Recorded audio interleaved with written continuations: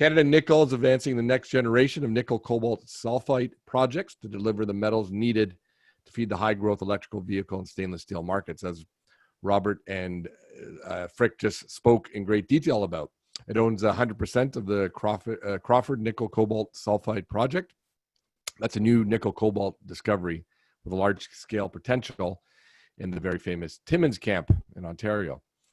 Canada Nickel also recently announced plans to pursue the development of a process that would allow for the production of net zero carbon nickel, cobalt, and iron products, and applied to trademarks to the terms net zero nickel TM. I'll let Mark get into more detail on that because it's a really interesting and important initiative.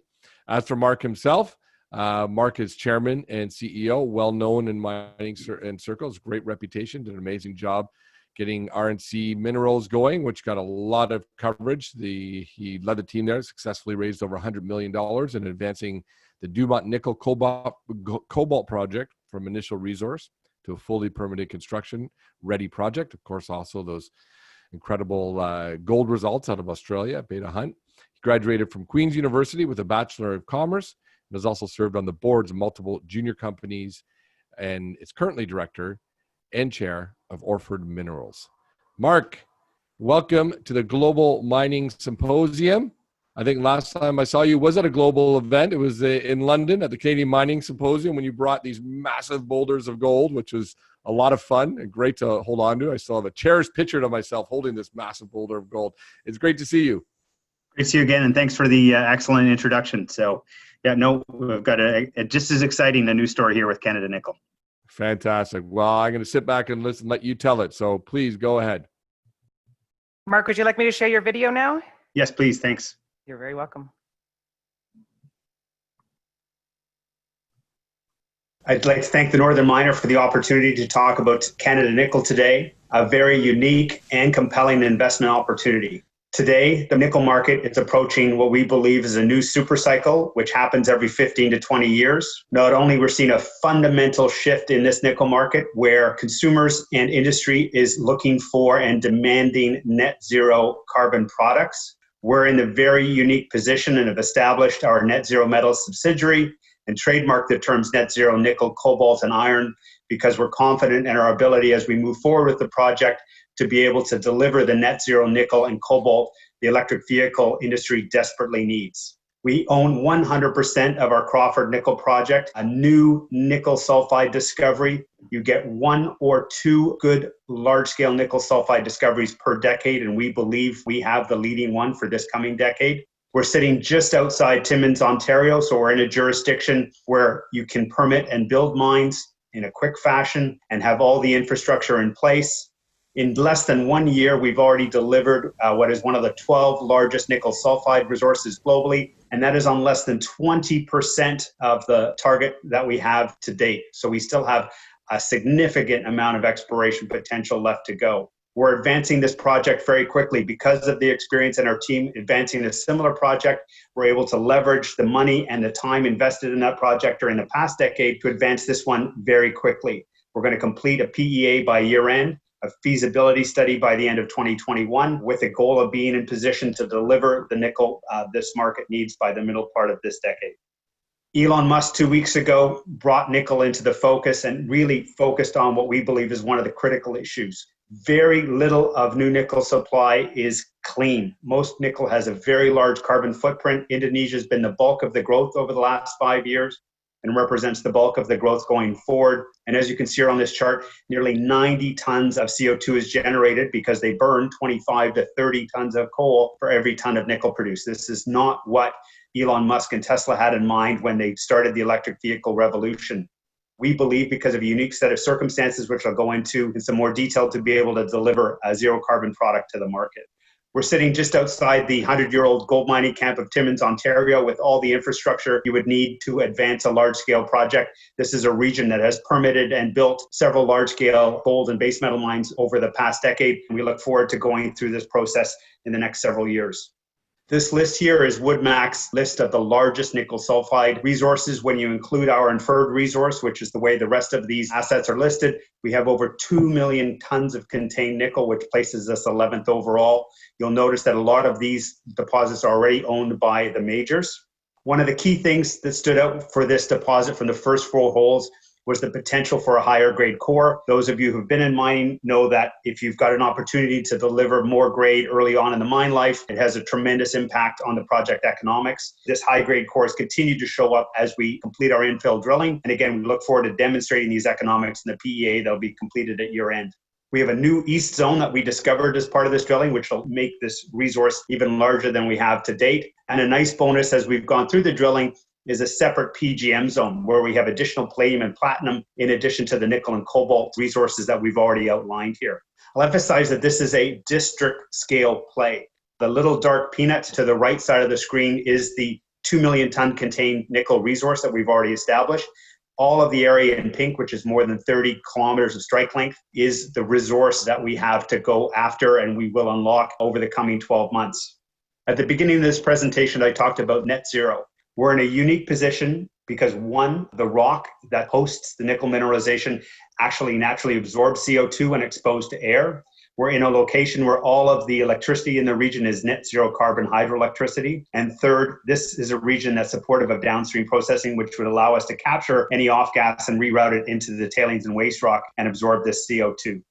Fundamentally, this slide demonstrates why I have most of my non-real estate equity in this company. You get 1 or 2 great nickel sulfide discoveries per decade. The resource we've already outlined, and again, just on a fraction of the overall land package, is already comparable in scale to these kind of nickel discoveries. You can see the valuations that they traded out at, which is a large multiple of where our share price is today. And I think we'll be in a position to realize this value over the coming years. This is truly a great opportunity. We've got a huge scale asset. We're in a location where you can actually build and develop a mine. And most importantly, we're getting the timing exactly right. We're in the early stages of a nickel super cycle. The world's largest nickel consumer to be, Elon Musk, just said that he needs more clean nickel. And we're one of the few projects that can actually deliver net zero carbon nickel in a time frame that he is going to need it. With that, I'll be glad to answer any questions you have. Thank you. Very compelling, Mark. I have a question right off just in watching that. I mean, the thing that jumps into my mind, amazing that you can just like take political risk pretty much off the table to be in that kind of camp. And as you said in the presentation, you can develop that. It's just a huge factor. But Timmins, we think of Timmins and gold. Now you're saying Timmins and nickel. Was this known that there was these nickel deposits there? Why do we have to recalibrate our minds? Is this actually a nickel district? Yeah, no, it will be in the coming years here. Yeah, no, literally, this is an area where there's very little cover. Sorry, there's lots of cover, so there's very little outcrop. So there's a few small nickel mines in the area, but then these large deposits, the area that we're in, Inco in the 60s, after Kid Creek was discovered, flew a huge geophysical survey and literally put 1 or 2 holes into these large anomalies. And if they didn't find any high-grade nickel or copper, they drove off. But they did find some 0.3% nickel, which in 1965 was exactly 0% interesting. But today, with the scale that you can mine deposits at, I mean, this is what you're mining in copper. These things have a huge amount of potential. So it was a new discovery at the end of 2018. The group before us put 4 holes in, and it looked like a bigger, better Dumont. So. With the work we've done to date since last September when we acquired it, we've already confirmed, it's a pretty massive deposit, and there's lots of potential in the area from those other targets that were there on that slide.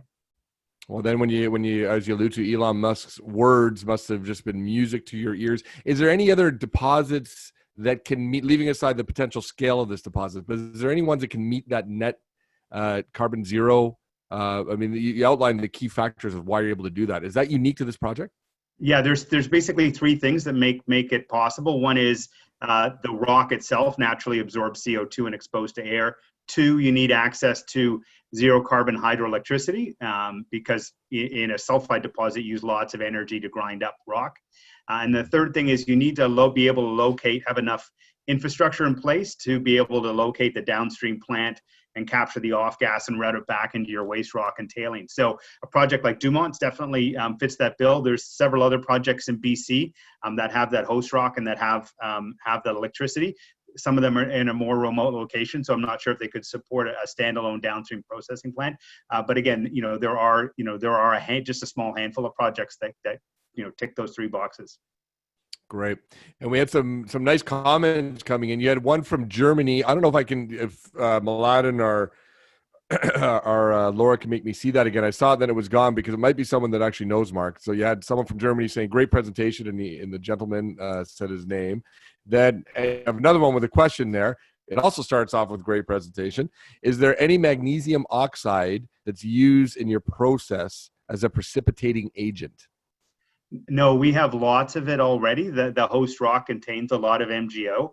The processing challenge with these deposits is just to get the MgO level down to a level that conventional smelters can use it. And then when I was at Dumont, we actually developed a whole separate process, which was successfully commercialized by Tsingshan, who's the world's largest stainless steel producer, where you can just roast these type of concentrates as well, and make a product that you can deliver right into the stainless steel industry. So yeah, no, we don't use any MgO specifically in the process. Okay. I have another one here. I think this comes from someone that probably has some experience dealing with boards. Was it challenging to persuade your board or key shareholders to respond to Musk's zero carbon nickel call?